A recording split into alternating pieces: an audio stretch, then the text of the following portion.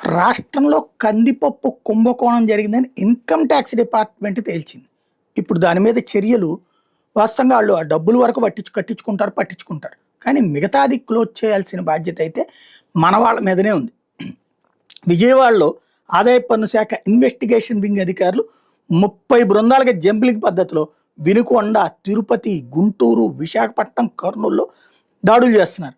గుంటూరులోని కమిషన్ వ్యాపారి అతని కొడుకు ఇళ్లలో పెద్ద మొత్తాల క్యాష్, బంగారం గుర్తించారు.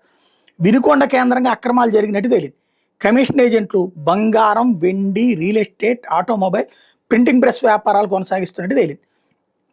కందిపప్పు మిల్లుల యజమానులు, వ్యాపారులు కమిషన్ ఏజెంట్ల మీద దీనికి కారణం ఏంటి అంటే ప్రభుత్వానికి సరఫరా చేసినట్టేమో వేబిల్లుల్లో చూపెట్టారు. ప్రభుత్వం నుంచి వచ్చిన సొమ్మును రైతులకు చెల్లించేసినట్టు రికార్డులో కూడా చూపించారు. ఆ లావాదేవీలు వాస్తవం కాదన్నది ఇన్కమ్ ట్యాక్స్ రైడ్స్లో తేలింది. వ్యవహారంలో ఎవరెవరి పాత్ర ఉందో లోతుగా ఆరాధిస్తున్నారు.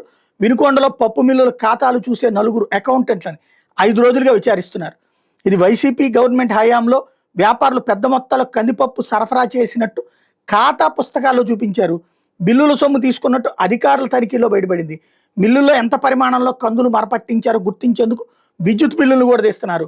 అక్రమాల్లో వ్యాపారులకు సహకరించినటువంటి వాళ్ళు ఏ పార్టీ వాళ్ళైనా వదిలిపెట్టమన్నటువంటిది ఇప్పుడు ప్రభుత్వం నిరూపించాల్సిన అవసరం ఉంది.